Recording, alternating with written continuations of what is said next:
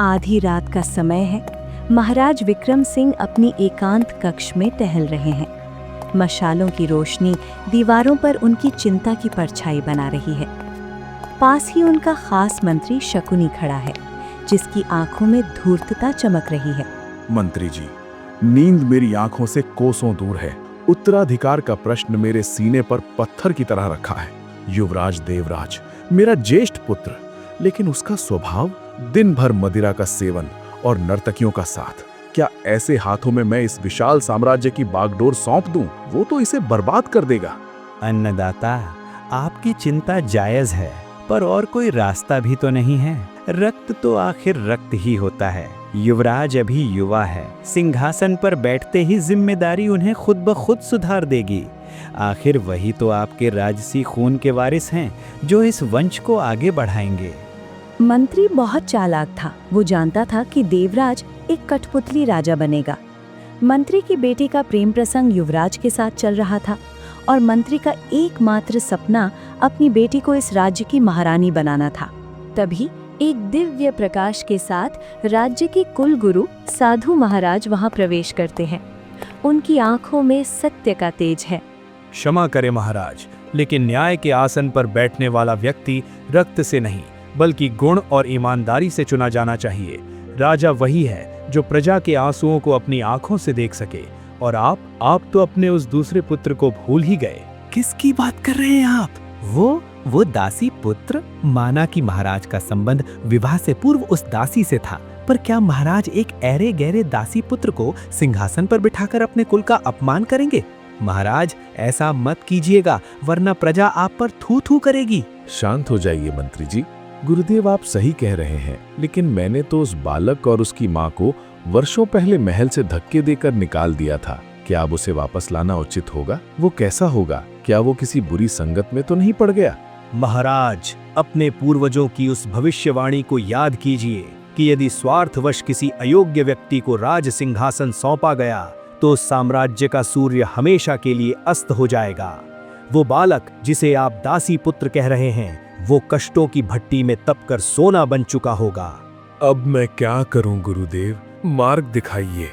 महाराज, अब परीक्षा का समय है। केवल योग्यता ही तय करेगी कि कौन राजा बनेगा। क्या एक अदने से दासी पुत्र और हमारे युवराज के बीच मुकाबला? ये राजकुल का अपमान है महाराज। मंत्री जी, भूलिए मत, जिसे आप दासी पुत्र कह रहे हैं, उसकी रगों में भी महाराज का ही रक्त दौड़ रहा है। ठीक है गुरुदेव, मुझे सत्य जानना है। कल भोर होने से पहले मैं खुद अपने उस विस्मृत पुत्र के पास जाऊंगा। मैं देखना चाहता हूं कि क्या वो इस परीक्षा के योग्य भी है या नहीं। अगली सुबह सूरज की पहली किरण निकलने से पहले महाराज विक्रम सिंह अपने राजसी वस्त्र उतारकर एक साधारण आम आदमी का भेष धारण करते हैं और वे महल के गुप्त रास्ते से बिना किसी सैनिक के उस अनजाने सफर पर निकल पड़ते हैं, जहां उनका अपना ही खून अपनी पहचान से बेखबर उनका इंतजार कर रहा था। गांव की आखिरी छोर पर एक जर्जर झोपड़ी है। अंदर एक फटे हुए बिस्तर पर जुगनू की माँ गायत्री लेटी हुई है। बीमारी और गरीबी ने उनके शरीर को सुखा दिया है, पर उनकी आंखों में अपने बेटे के लिए आज भी अगाध प्रेम है। जुगनू बेटा, क्या दवा ले आया? सीने में दर्द अब बर्दाश्त नहीं हो रहा, जैसे कोई जहरीला कांटा चुभ रहा हो। नहीं माँ, कल शहर में किसी ने काम नहीं दिया, सबने दुत्कार कर भगा दिया। पर तू घबरा मत माँ, आज मैं नदी पर जा रहा हूँ। आज बजरंग बली की कृपा होगी। अगर कुछ अच्छी मछलियाँ जाल में फंस गईं, तो शाम तक तेरे लिए शहर की सबसे अच्छी दवा लेकर आऊंगा। बस थोड़ा धीरज रख माँ। जुगनू अपनी माँ के पैर छूता है और कंधे पर मछली पकड़ने का पुराना जाल टांगकर बाहर निकल पड़ता है। धूप तेज हो रही है। जुगनू पथरीले रास्ते पर तेज कदमों से चल रहा है। उसके दिमाग में बार बार अपनी माँ की बेबसी और अपनी गरीबी की तस्वीरें घूम रही हैं। कैसा पत्थर दिल इंसान होगा वो, जिसने मेरी माँ को इस हाल में छोड़ दिया। माँ तो आज भी उसके नाम का सिंदूर छुपा कर लगाती है, पर उस जालिम ने एक बार मुड़कर भी नहीं देखा कि उसका परिवार किस नर्क में जी रहा है। बस एक बार, कसम बजरंग बली की, बस एक बार माँ मुझे उस बुज़दिल पिता का नाम बता दे, फिर मैं बताऊंगा उसे कि लाचारी क्या होती है। उसकी हड्डी पसली एक कर दूंगा, उसे घसीट कर माँ के पैरों में न लाया तो मेरा नाम भी जुगनू नहीं। जिसने मेरी माँ की मुस्कान छीनी है, मैं उसका गुरूर मिट्टी में मिला दूंगा। जुगनू को पता नहीं था कि जिसे वो बुज़दिल और जालिम कह रहा है वो कोई और नहीं बल्कि उसी राज्य का महाराज है, जो इस वक्त साधारण भेष में उसे ही ढूंढ रहा है।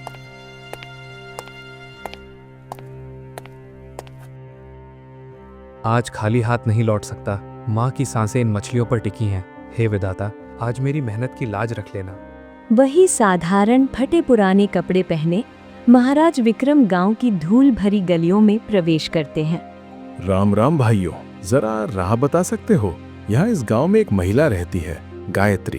क्या मुझे उसके घर का पता मिल सकता है? गायत्री? हाँ, रहती तो है गांव के उस कोने में जहाँ वो टूटी हुई झोपड़ी है। पर तुम कौन हो भाई? कभी पहले तो यहाँ देखा नहीं तुम्हें। बस एक पुराना परिचित हूँ। सुना है उसका एक बेटा भी है। हाँ, जुगनू बेचारा बहुत मेहनती बच्चा है, पर किस्मत का मारा है। अभी अभी तो कंधे पर जाल डाले मछली पकड़ने निकला है। उस दिशा में नदी के किनारे गया होगा। पर तुम उससे क्यों मिलना चाहते हो? क्या सुमित्रा का कोई कर्ज बकाया है तुम पर? रुको जरा, तुम यहाँ आए, सीधा सुमित्रा का नाम लिया, फिर उसके बेटे का पूछा। आखिर माजरा क्या है? हमारे गांव की शरीफ औरतों के बारे में ऐसे पूछताछ करना हमें ठीक नहीं लग रहा। कहाँ से आए हो तुम और क्या नाता है तुम्हारा उससे? बस भाइयों, यूं समझो पुराना नाता है उनसे। बस इसीलिए मानवता के नाते हालचाल पूछने चला आया, और कोई बात नहीं है। ऐसा कहकर वो जुगनू की नदी की तरफ जुगनू की तलाश में निकल गए। हे ईश्वर, क्या मुख लेकर जाऊंगा उसके सामने?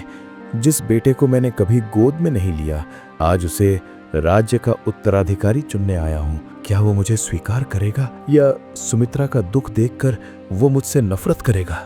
झाड़ियों के पीछे से महाराज को नदी का किनारा दिखाई देता है। दूर जुगनू जाल डाले बैठा है। महाराज वहीं एक पेड़ की ओट में छिप जाते हैं और अपनी संतान को पहली बार अपनी आंखों से देखते हैं। उन्होंने देखा कि एक सुंदर युवती जो कीमती वस्त्रों और आभूषणों से लदी थी, दबे पांव जुगनू के पास पहुंचती है। वो युवती कोई और नहीं, उस राज्य के राजा की इकलौती बेटी राजकुमारी माया थी। जुगनू, आखिर हम कब तक इस तरह चोरों की तरह छुप छुप कर मिलते रहेंगे? तुम्हें शायद मेरे प्यार की कद्र ही नहीं है। जिस दिन मेरे पिता ने मेरा हाथ किसी और के हाथ में थमा दिया, उस दिन तुम्हें मेरी कीमत समझ आएगी। महाराज ये सुनकर सन्न रह गए। अरे नहीं नहीं राजकुमारी, ऐसा अनर्थ मत कहिए। मैं आपसे अपनी जान से ज्यादा प्रेम करता हूँ। पर आप मेरी हैसियत तो देखिए। मैं एक भिखारी, नंगा आदमी, जिसे अपने खानदान का अता पता नहीं, जिसकी माँ बीमारी से दम तोड़ रही है। और आप महलों की रानी। ये मिलन कैसे संभव है? दुनिया हम पर हंसेगी राजकुमारी। मैं कुछ नहीं जानती जुगनू। ना मुझे तुम्हारी हैसियत से मतलब है और ना तुम्हारे खानदान से। मैं चाहती हूँ कि तुम आज ही महल में आओ और मेरे पिता से निडर होकर मेरा हाथ मांगो। अगर तुम नहीं आए तो समझ लेना कि कल तुम्हारी माया अपनी जान दे देगी। इतना कहकर राजकुमारी गुस्से में पैर पटकती हुई वहां से चली गई। जुगनू वहीं खड़ा उसे आवाजें लगाता रह गया, पर वो मुड़कर नहीं देखी। हे ईश्वर, ये तो बहुत कश्मकश में पड़ गया मेरा पुत्र। चलो देखते हैं अब ये क्या करता है। जुगनू बहुत देर वहीं उदास बैठा रहता है, जिसे देखकर राजा का दिल पसीज जाता है और वो उसके पास जाने लगते हैं। कौन है? कौन हो आप? और इस निर्जन किनारे पर क्या कर रहे हो? शांत हो जाओ बेटा, मैं तो बस एक राहगीर हूँ। रास्ता भटक गया हूँ। क्या तुम बता सकते हो कि ये रास्ता आगे किस बस्ती को जाता है? जुगनू रास्ता बताकर फिर से खामोश हो जाता है। बेटा, तुम्हारी उम्र तो मुस्कुराने की है, फिर ये उदासी कैसी? चेहरे पर शिकन और आंखों में ये बोझ, क्या बात है? अगर कोई परेशानी है तो इस बूढ़े मुसाफिर को अपना मामा या चाचा समझकर बता सकते हो। क्या बताऊं चाचा, मैं कन्या से सच्चा प्रेम करता हूँ, लेकिन आज उसने ऐसी मांग कर दी है कि मेरे पैरों तले जमीन खिसक गई है। उसने कहा है कि उसके पिता से जाकर उसका हाथ मांगूं, पर मुझ में इतनी हिम्मत नहीं है। इसमें इतनी बड़ी बात क्या है? अगर प्रेम सच्चा है तो सीधे जाओ और उसके पिता से बात करके उसका हाथ मांग लो। प्रेम में डर कैसा? चाचा, ये कोई आसान काम नहीं है। मैं वहाँ किस मुंह से जाऊँगा? क्या मैं वहाँ जाकर ये बोलूँगा, महाराज अपनी पुत्री का विवाह मुझसे करवा दीजिए, मैं कमाता धमाता कुछ नहीं हूँ और आपका घर जमाई बनकर रहूँगा? महाराज, क्या उस लड़की के पिता राजा हैं? हाँ चाचा, वो कोई आम लड़की नहीं, राजकुमारी है, राजकुमारी। और उसके पिता तो किसी राजसी खानदान के राजकुमार को ही अपना दामाद ढूंढेंगे ना। मुझ जैसे 2 कौड़ी के आदमी को, जिसका ना कोई नाम है ना कोई पहचान, उसे कौन अपना दामाद बनाएगा? वे तो मुझे देखते ही जेल में डाल देंगे या कोड़ों से पिटवाएंगे। जो भी हो, उसके पिता को बता दो, इससे पहले कि बहुत देर हो जाए और उसके पिता उसकी शादी कहीं और करवा दें। याद रखना, अवसर दोबारा नहीं आता। तुम एक काम करो, तुम मेरे साथ महल चलो, मैं उस राजा से तुम्हारे रिश्ते की बात करूंगा। क्या तुम सच कह रहे हो चाचा? तुम मेरे साथ चलोगे और राजा से आंख में आंख डालकर बात करोगे? क्या तुम्हें अपनी जान का डर नहीं? सच कह रहा हूं बेटा, सत्य के साथ चलने वाले को किसी का डर नहीं होता। चलो अभी चलते हैं। जुगनू के मुरझाए हुए चेहरे पर उम्मीद की एक हल्की सी किरण जागी। उसे नहीं पता था कि जो चाचा उसका हाथ थामकर महल ले जा रहे हैं, वही वहाँ के सबसे बड़े न्यायाधीश और उसके पिता हैं।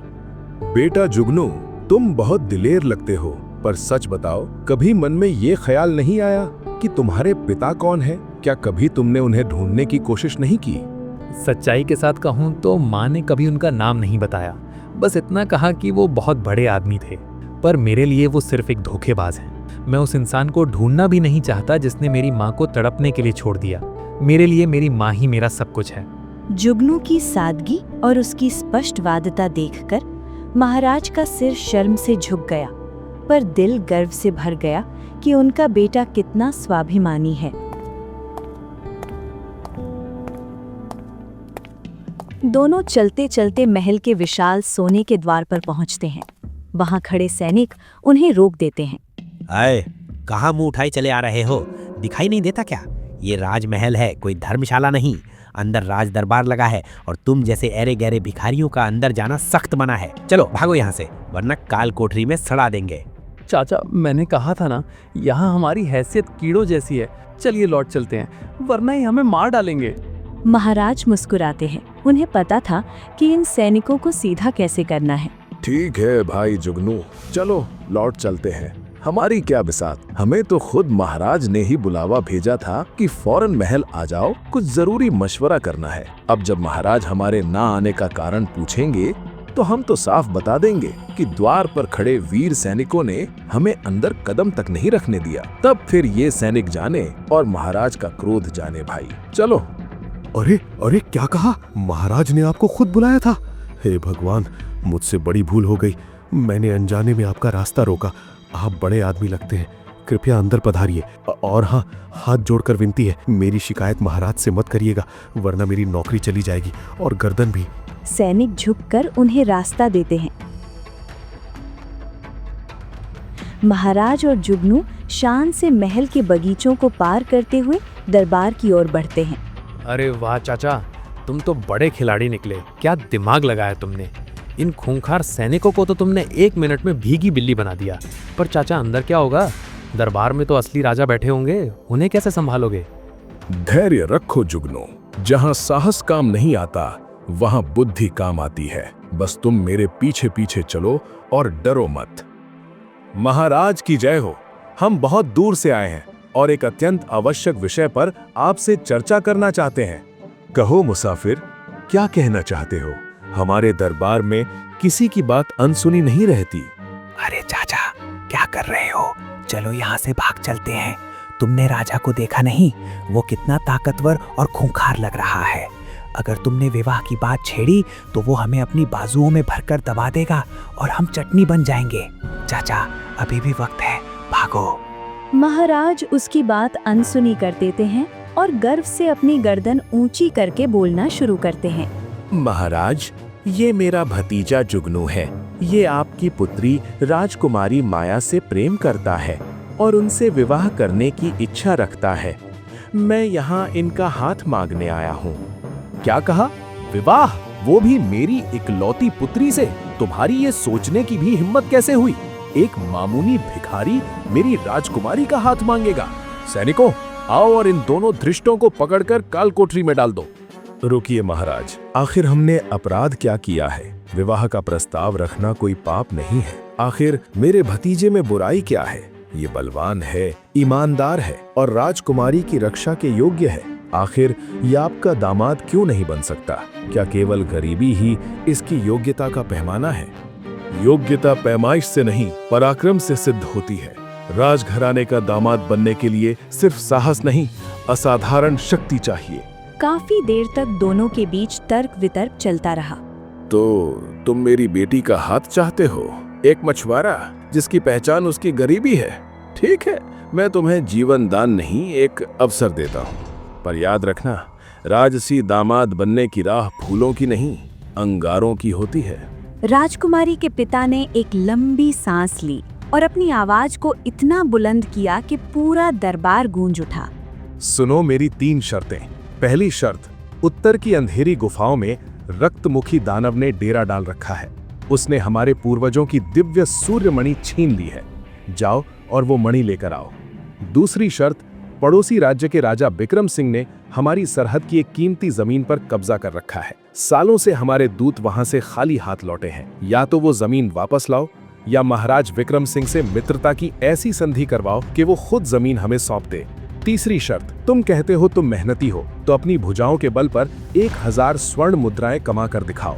मुझे महल में मुफ्तखोर नहीं, सामर्थ्यवान उत्तराधिकारी चाहिए। दरबार से बाहर निकलते ही जुगनू के पैर लड़खड़ाने लगते हैं और जुगनू एक चबूतरे पर बैठ जाता है और अपना सिर पकड़ लेता है।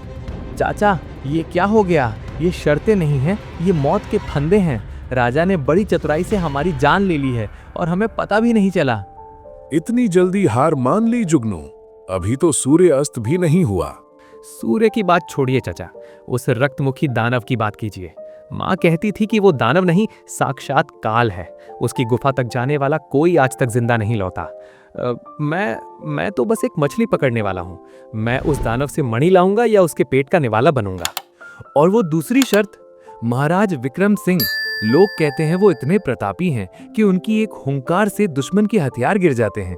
भला वो मुझ जैसे भिखारी को अपनी जमीन क्यों देंगे? वो तो मुझे देखते ही सूली पर चढ़ा देंगे। चाचा, ये तो मर्म को छूने वाली मौत है। काश तुम जान पाते बेटा कि जिस राजा से तुम डर रहे हो वो तुम्हारे सामने एक बूढ़े चाचा का भेष धरकर खड़ा है। रही बात उस धन की, 1000 स्वर्ण मुद्राएं। चाचा, मैंने पूरी जिंदगी में 10 मुद्राएं एक साथ नहीं देखी। 1000 कमाने के लिए मुझे 7 जन्म लेने होंगे, तब भी शायद ही ये मुमकिन हो। माँ वहां दवा के बिना दम तोड़ रही होगी और मैं यहाँ इन नामुमकिन सपनों के पीछे भाग रहा हूँ। मेरी तरफ देखो जुगनू, क्या तुम उस लड़की से प्यार करते हो? हाँ चाचा, अपनी जान से ज्यादा। तो याद रखो, दुनिया में असंभव शब्द सिर्फ कायरों की डिक्शनरी में होता है। जो दानव है उसकी भी कोई कमजोरी होगी, जो राजा विक्रम सिंह हैं उनका भी कोई कोमल पक्ष होगा, और जो धन है वो मेहनत और बुद्धि के आगे मिट्टी समान है। क्या तुम मुझ पर भरोसा करोगे? आप में कुछ तो बात है चाचा। आपकी बातें सुनकर डूबते को तिनके का सहारा मिलता है, पर हम शुरुआत कहाँ से करेंगे? सबसे पहले उस दानव का अंत करेंगे, क्योंकि जो मौत से जीत जाता है दुनिया उसके सामने खुद झुक जाती है। चलो।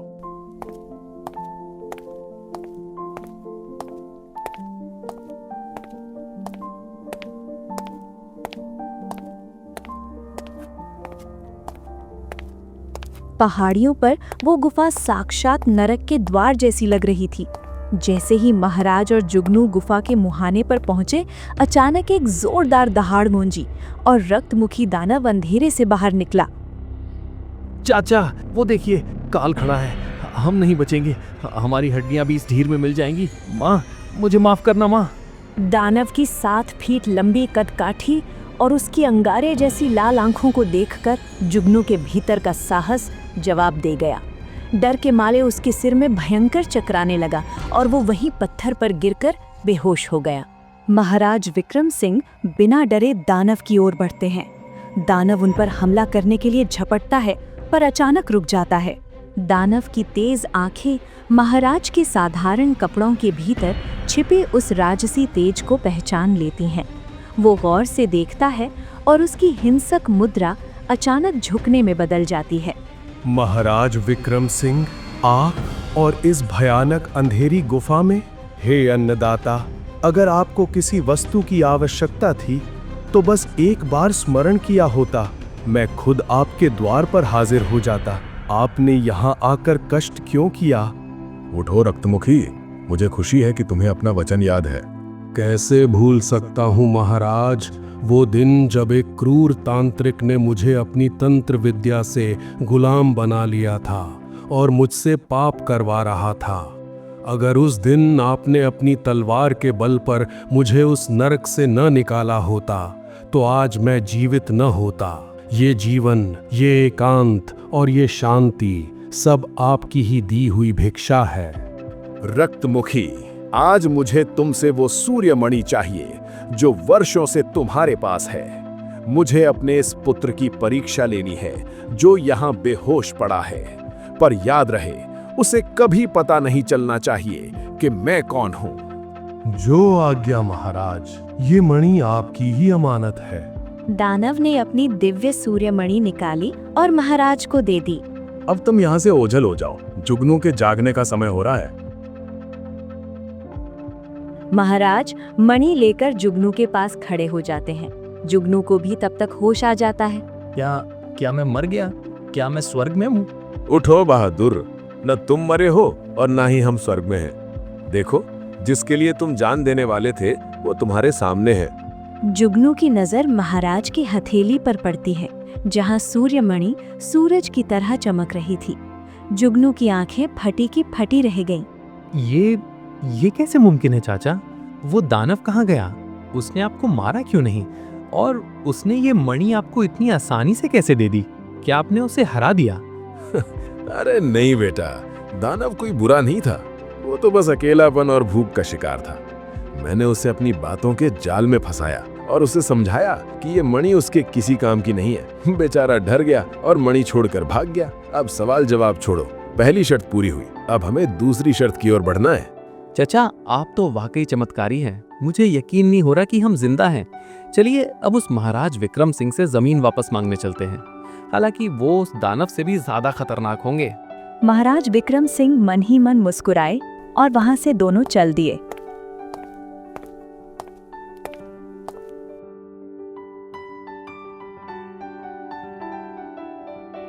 चाचा, मणि तो मिल गई, पर अब जो सामने है वो दानव से भी भयानक है। महाराज विक्रम सिंह। लोग कहते हैं कि वे अपनी जमीन की 1 इंच मिट्टी के लिए भी युद्ध छेड़ देते हैं।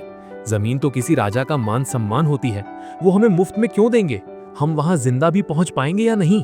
बेटा, डर को अपने ऊपर हावी मत होने दो। हर ताला अपनी चाबी के साथ आता है। तुम बस आराम करो, कल सुबह तक कोई ना कोई रास्ता जरूर निकल आएगा। जुगनू थककर गहरी नींद में सो जाता है, लेकिन महाराज विक्रम सिंह की आंखों में नींद नहीं थी। उन्होंने अपने झोले से एक ताम्र पत्र निकाला और उसमें कुछ लिखने लगे। अगली सुबह होते ही जैसे ही जुगनू उठता है तो देखता है कमरे से चाचा गायब है। वो थोड़ा घबराकर उसने चिल्लाना शुरू किया। चाचा, ओ चाचा, कहाँ चले गए आप? क्या वो मुझे इस मुसीबत में अकेला छोड़कर भाग गए? क्या वो भी डर गए? तभी उसकी नजर अपने सिरहाने रखे एक चमकते हुए ताम्रपत्र और एक साधारण कागज के टुकड़े पर पड़ी। जुगनू ने कांपते हाथों से कागज उठाया। बेटा जुगनू, मुझे अचानक एक बहुत ही आवश्यक कार्य से गांव जाना पड़ रहा है। तुम घबराना मत। ये ताम्रपत्र साक्षात महाराज विक्रम सिंह का आदेश है, जिसमें उन्होंने वो विवादित जमीन खुशी खुशी राजा को सौंपने का वादा किया है। तुम सीधे राज दरबार जाओ और राजा को ये दिखाओ। तुम्हारी दूसरी शर्त पूरी हो जाएगी। मैं जल्द ही तुमसे महल में मिलूंगा। साहस मत छोड़ना। ये कैसे संभव है? चाचा के पास महाराज विक्रम सिंह के हस्ताक्षर वाला ताम्रपत्र कहाँ से आया? क्या वो कोई जादूगर हैं? या फिर उनका महाराज के महल में कोई बहुत ऊंचा संपर्क है? जुगनू अपनी 2 शर्तों को पूरा होते देख खुश तो था, लेकिन उसके अंदर अकेले राजमहल जाने की हिम्मत नहीं हो रही थी। अकेले जाने में डर तो लग रहा है, पर चाचा ने कहा है तो भरोसा करना ही होगा। मणि मेरे पास है, जमीन के कागज मेरे पास हैं। अब बस तीसरी शर्त बाकी है, पर चाचा के बिना ये सब अधूरा लग रहा है। जुगनू भारी मन से और ढेरों सवालों के साथ राजमहल की ओर चल पड़ता है। उसे इस बात का अंदाजा भी नहीं था कि आगे क्या होने वाला है।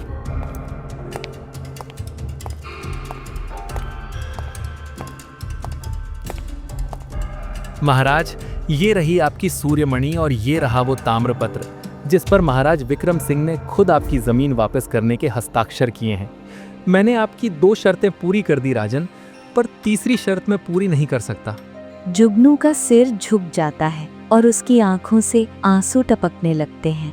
महाराज, मैं एक गरीब मछुआरा हूँ। 1000 स्वर्ण मुद्राएं कमाना मेरे लिए 7 जन्मों का काम है। मेरे पास देने के लिए अब कुछ नहीं बचा राजन, सिवाय मेरी जान के। मैं हार मान चुका हूँ।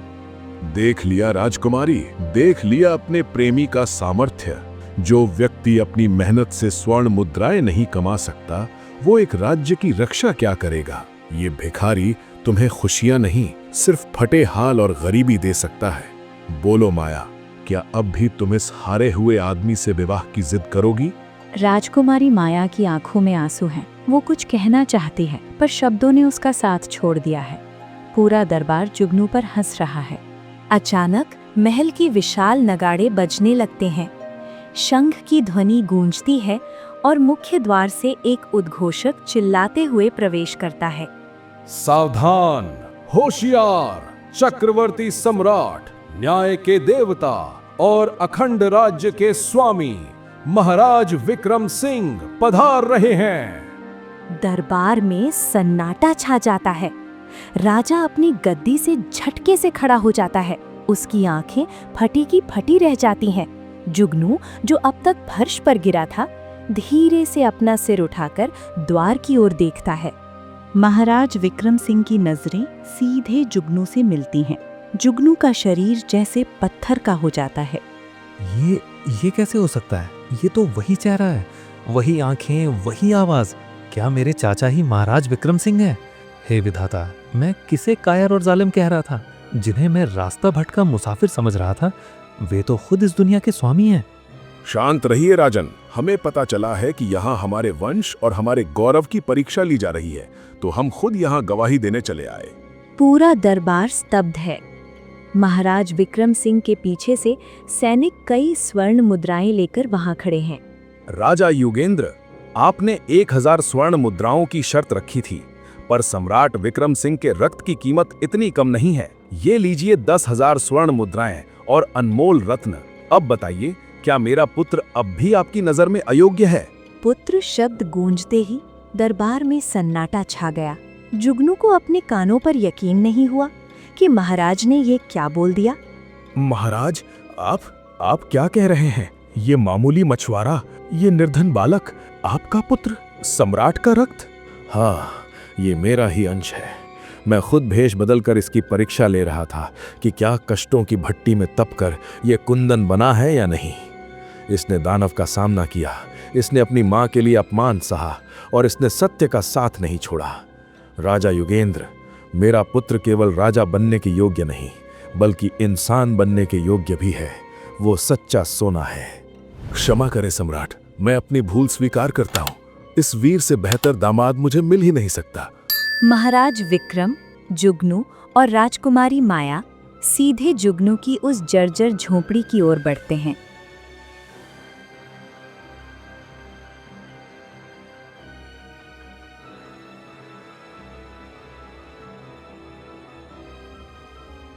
झोपड़ी के बाहर शाही वैद्य पहले से ही गायत्री का उपचार कर रहे हैं।